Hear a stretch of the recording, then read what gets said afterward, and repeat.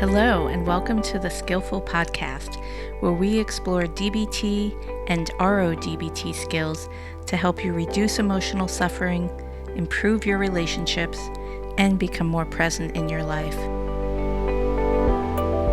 I'm your host, Marielle Berg, a psychotherapist at the Bay Area DBT and Couples Counseling Center.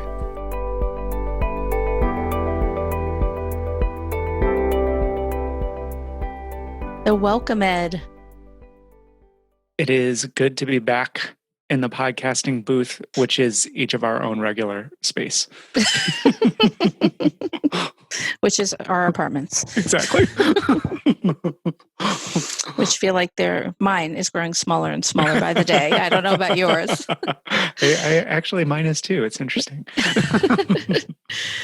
So we wanted to record an episode about how to survive this very tumultuous election season that is upon us.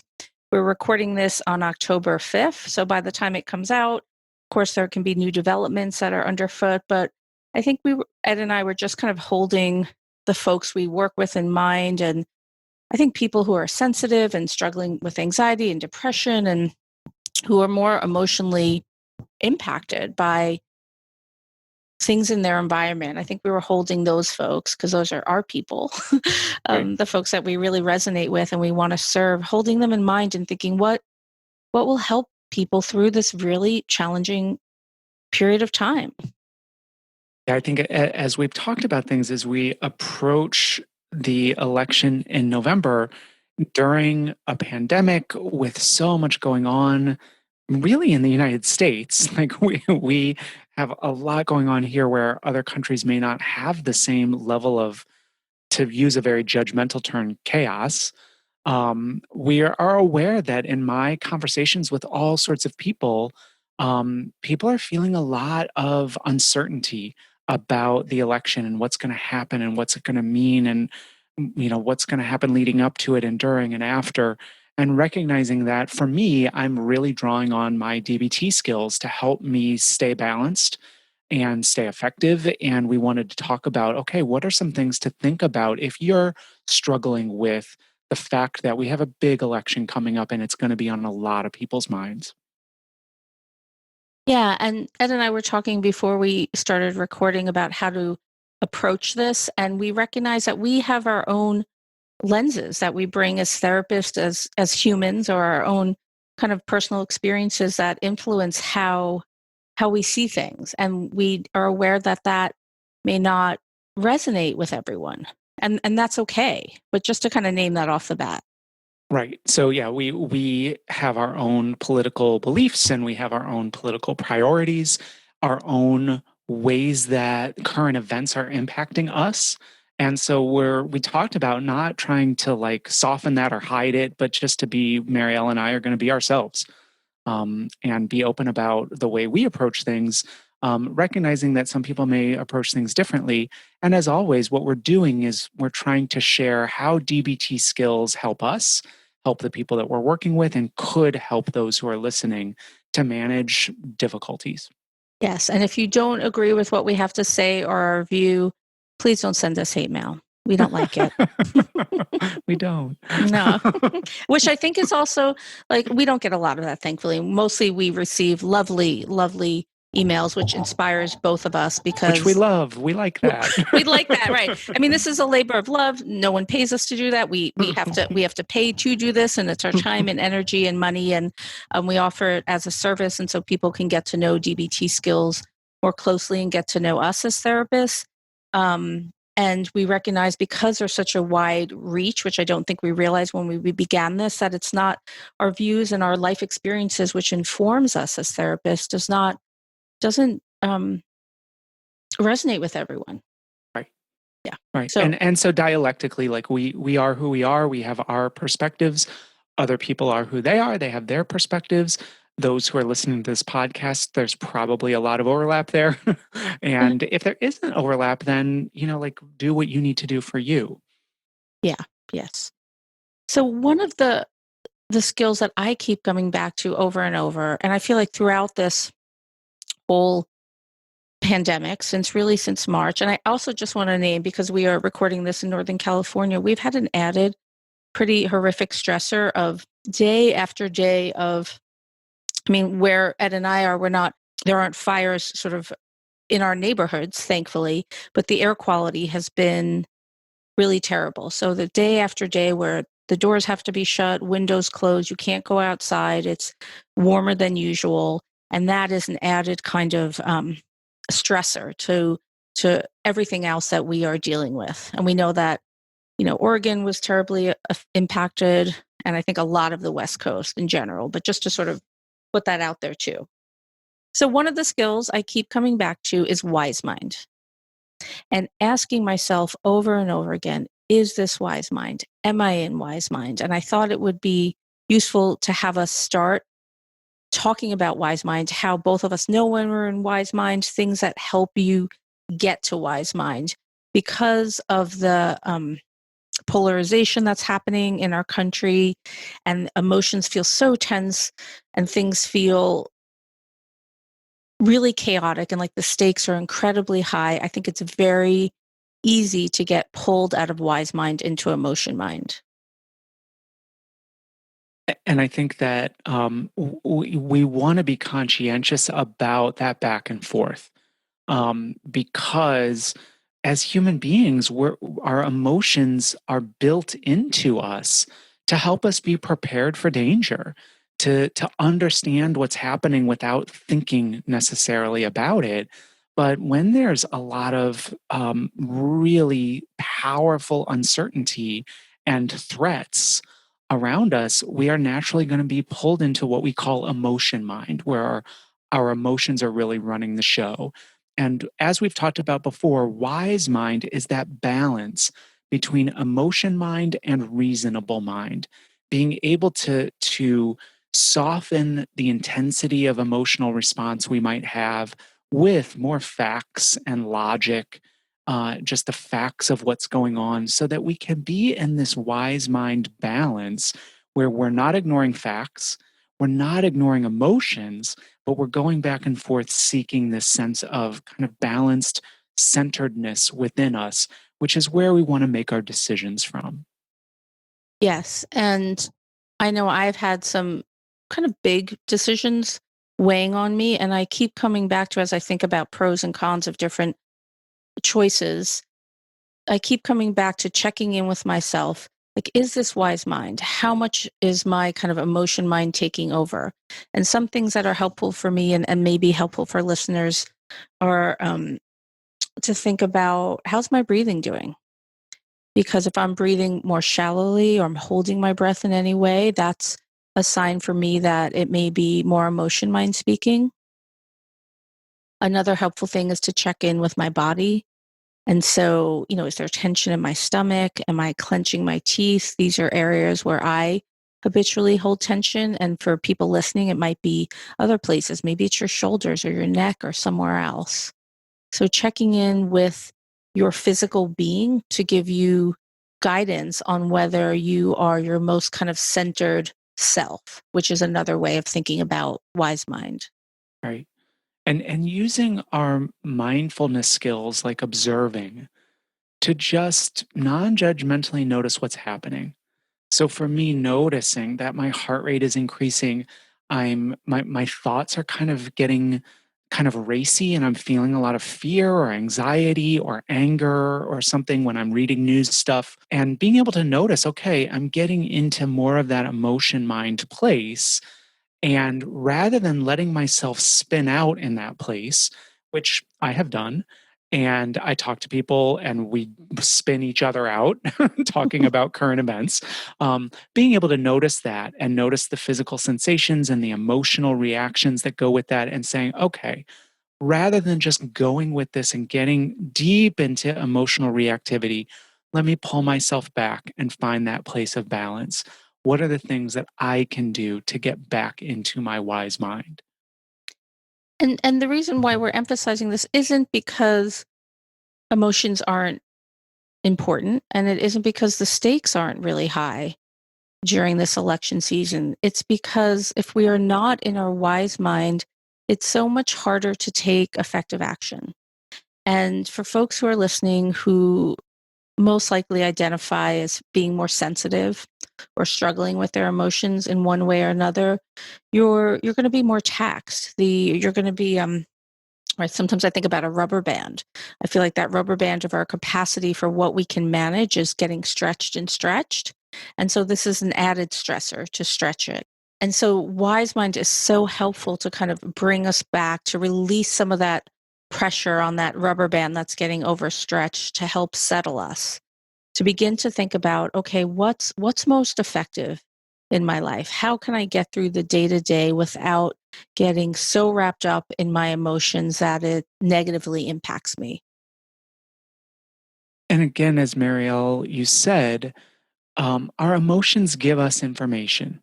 So in DBT, we're very clear that emotions aren't good or bad, they just are. And emotions give us information. So for those of us in the United States, at this critical moment where we have an election coming up, where we have a say in what's going to happen moving forward and what priorities our governments will be focusing on, there does tend to be a lot of emotion for most people of what I passionately want and what I think is right and wrong and my own personal judgments, right? Where we struggle is if those emotions overwhelm our ability to be effective.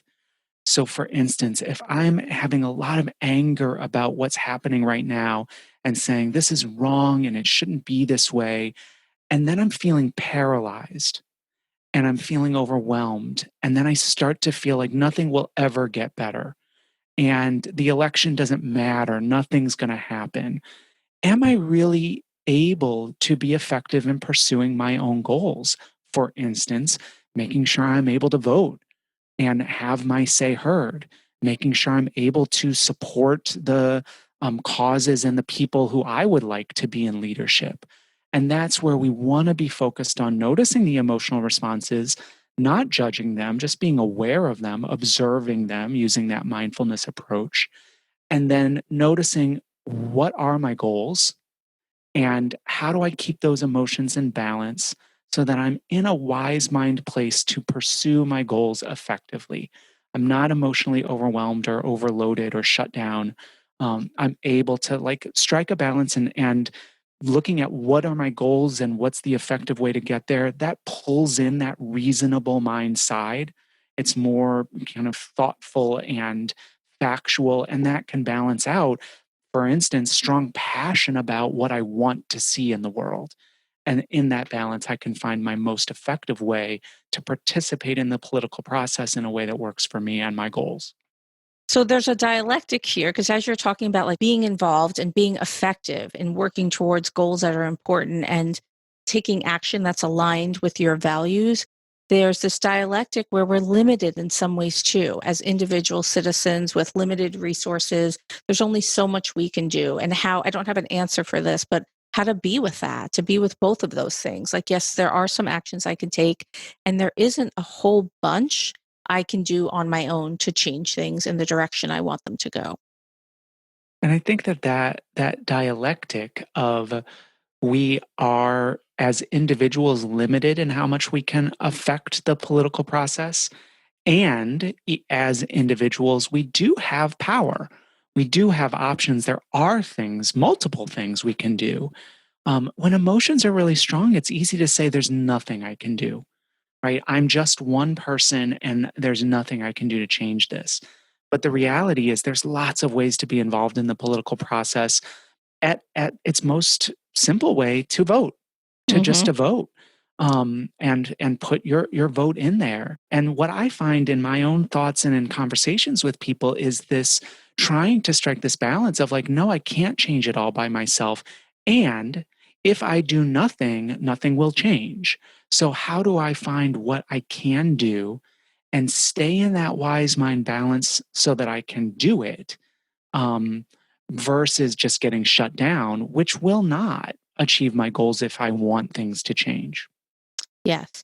And this, what you're talking about, I think requires a fair amount of, which is where we started, mindfulness and accessing our wise mind kind of over and over and bringing us back to the present moment versus the emotion mind, which will often lead us to a place of overwhelm and ineffective action. And also, as we're talking, I'm thinking about consumption of news and the different ways we can consume news and social media and how that can feel like we're being active or being effective in trying to pursue our goals. And I think many times actually isn't. We're talking in sort of echo chambers. We're getting more information and refreshing that, news page often isn't effective, although I think that we can trick ourselves into thinking that we're doing something if we're doing that. And so again, it's like what here in the United States, we've got time before the election, and we know that this election is kind of chaotic. So it's probably not going to be over on November 3rd, right? That Mm-hmm. there's stuff that will linger. And so being able to radically accept this is the reality that we're living in. Most of us would prefer for a more orderly political process, but that's not the reality we have right now. So, how do we stay aware, stay engaged, stay focused on what's important to us, and not wear ourselves out with strong emotions and get to a place of complete shutdown where I can't participate in any way because that's not really realistic. We've got to deal with this one way or another. And so that mindful awareness of where am I right now, trying to find that wise mind balance between reason and emotion, and then choosing what can I do. Maybe it's stop reading the news, take a break. Maybe it's talk to someone who can help me, stay balanced in one way or another. Maybe it's get involved in the political process in some way. Um, and really keeping, for me, this has been so helpful to not just get stuck in hopelessness. Oh, everything's terrible and it's never going to get better. Um, Quite frankly, that's not factual, right? There's a lot that is terrible. Some things are not. If I say everything's terrible, I'm not noticing that, right? Nothing will ever get better. Everything's going to change. Change Yeah. is a constant part of life.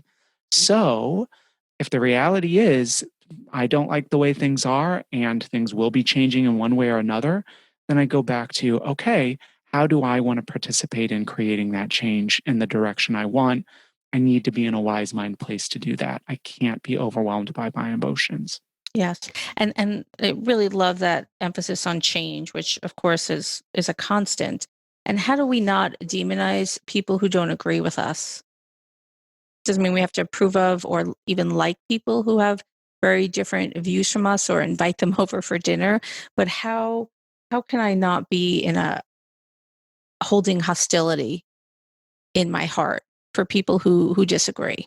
And the reason I'm talking about this is because that hostility, which while understandable and the anger absolutely may fit the facts, is usually corrosive to our own well-being, puts us in emotion mind, and is not useful, or it can be useful maybe to start. Anger can be motivating in some ways to start making some changes or start taking some action, but um, over time it can get very draining. So what else propels us to kind of soldier on?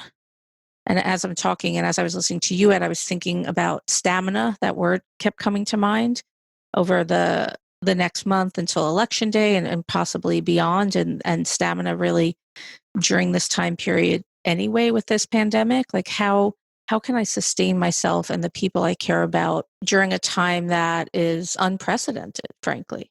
And I think being able to notice that, for instance, if I find myself just focusing on anger at people who are, have different political perspectives than me, well, acknowledging like I have a sense of what I think is right and wrong.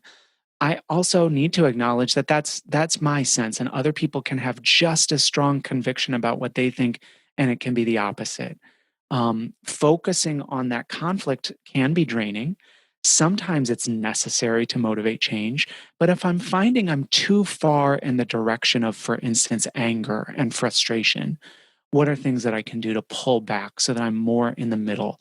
In DBT, we talk about walking the middle path. of not getting stuck in either extreme, but finding something in the middle can often be much more helpful in order to be effective. We're all connected. And keeping that in mind, I think, can be really helpful. And with that, thinking about treating others the way you would want to be treated, even if that kind of behavior is not what's reflected at the highest levels of government, even if maybe the opposite is being reflected. Right.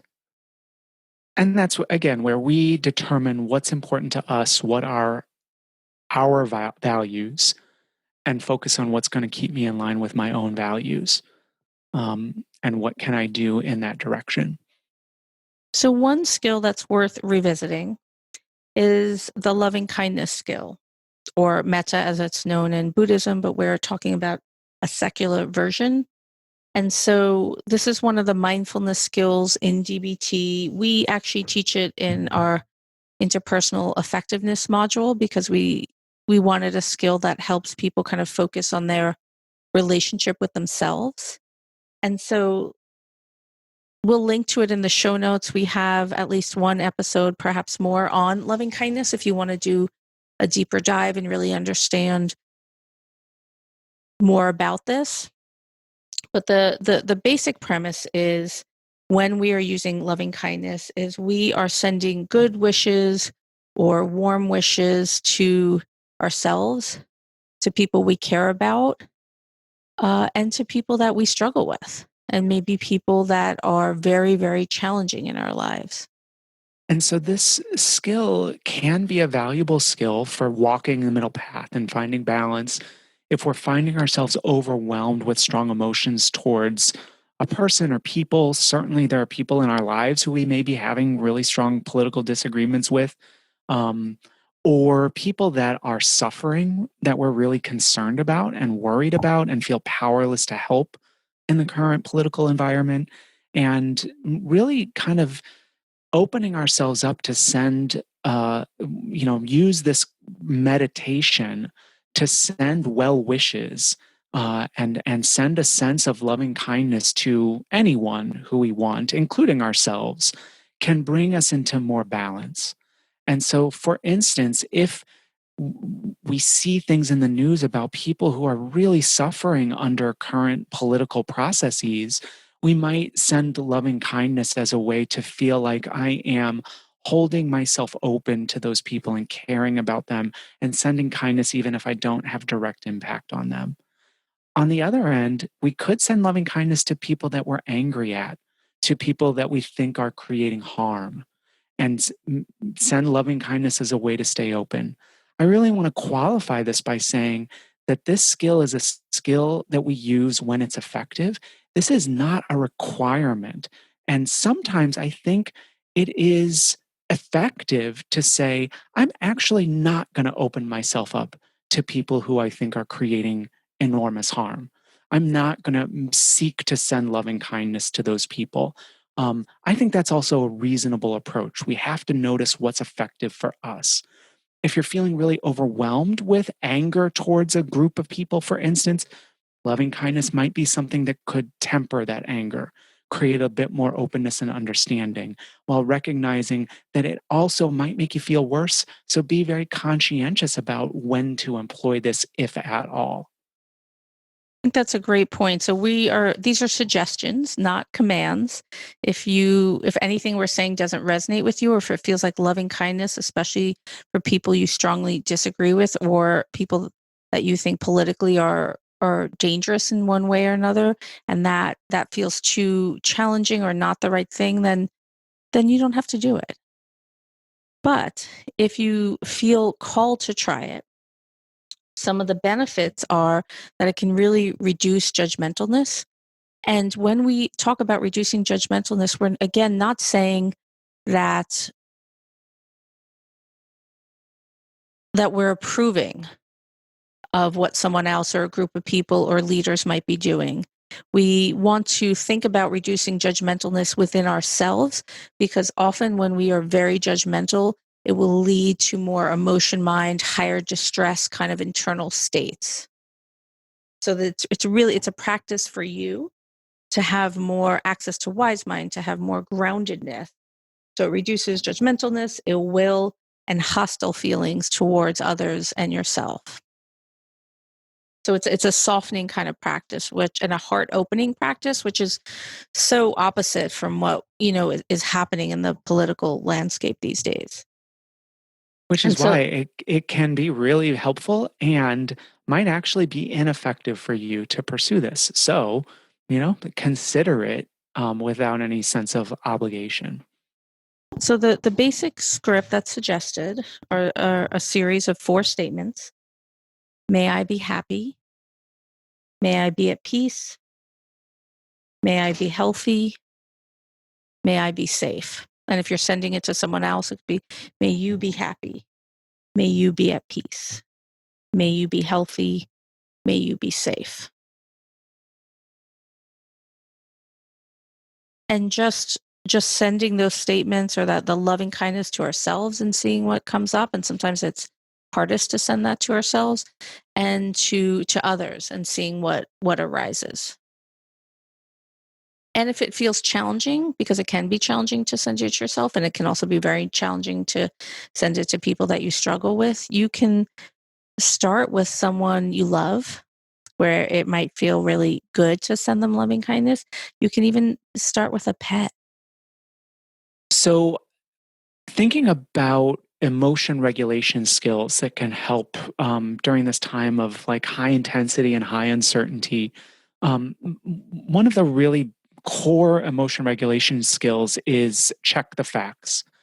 Again, because if emotions are strong, we want to balance it with our reasonable mind. So we want to notice, okay, this is what I'm feeling, and being able to name, I'm feeling angry, I'm feeling sad, I'm feeling scared, whatever it might be. And then checking to see what aspects of what I'm feeling are based in the facts of the situation and what are based in my own assumptions, my judgments, my interpretations. And so being able, if we notice strong emotion around what's going on politically, to be able to then say, okay, what are the facts of the situation? And as Marielle and I have talked about this, I think that there's a lot of difficulty with this in the political environment because very purposefully, some people are trying to distort the facts and give us dis distorted information, which makes it hard to get into the facts. So again, we have to do this as effectively as we can. See if noticing facts and trying to ground ourselves in facts can help balance out emotion. Being able to name our own assumptions and judgments and interpretations oftentimes can help, right?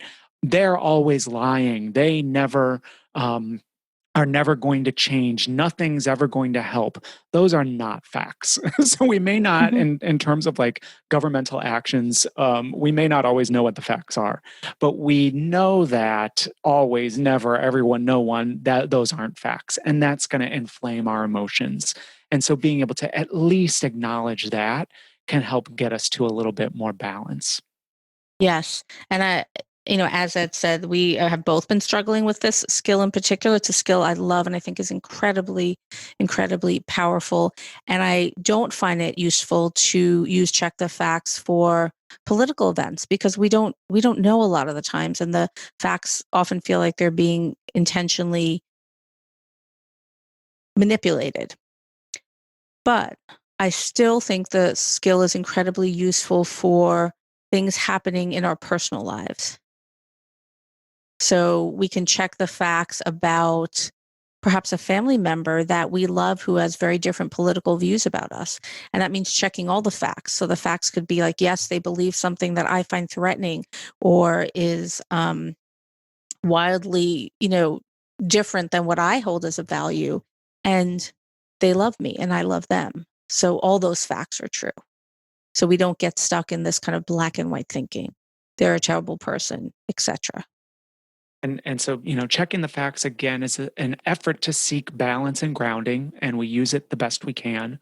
Um, if we find that our emotions are not really based in facts, or just our emotions aren't effective, we have opposite action as a response. where we're able, if we notice, even just for a little bit, like I am feeling so angry and I'm finding it hard to get out of this, I am going to do the opposite, act the opposite, and as a way to bring that emotion down. So I am going to act like I'm fine, everything's going to be okay. The way we use opposite action is we don't just like kind of say, I'm fine, everything's going to be okay. But it's like, you know what? Things are going to be okay. We really try to embody it as a way to truly shift the emotion. So you can listen to our episode on opposite action if you want to understand a little bit more about how to utilize that. But that can be a way that we can shift emotions if we're feeling stuck in it, checking the facts, seeking a wise my balance aren't working. Opposite action might. Yeah.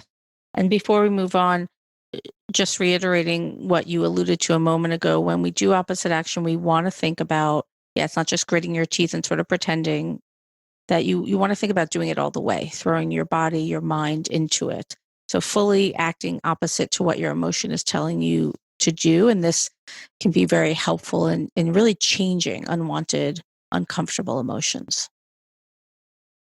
And for our last skill, let's talk some about pleasure and pleasantness and cultivating good feelings.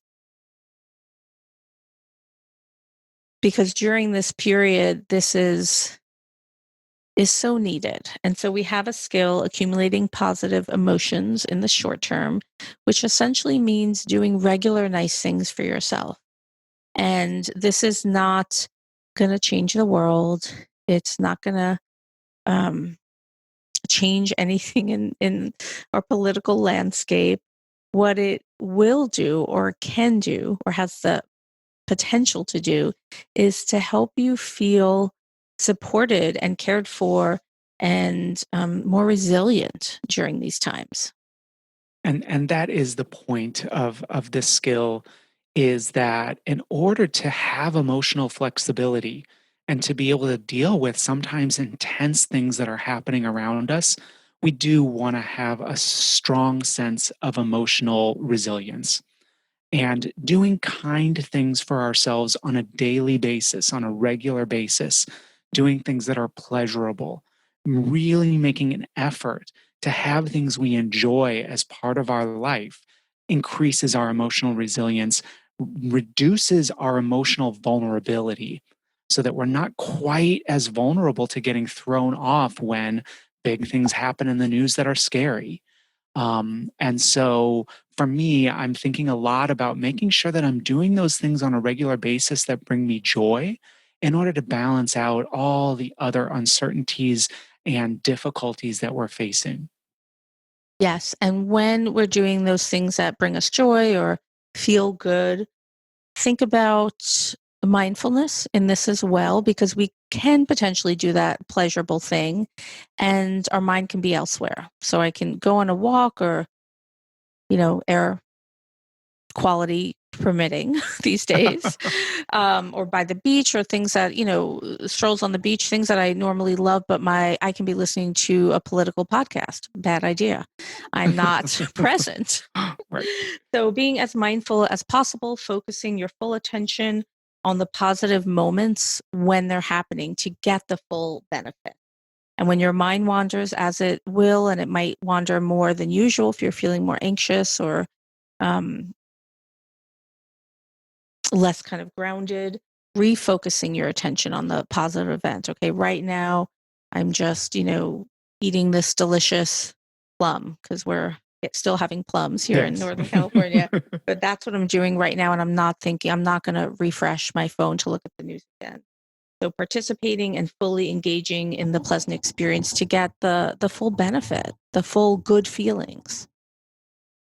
And we need that. And so this episode was very much geared towards our listeners in the United States in particular. I know that there are other countries that are also dealing with political stuff right now. And so hopefully this is helpful to you.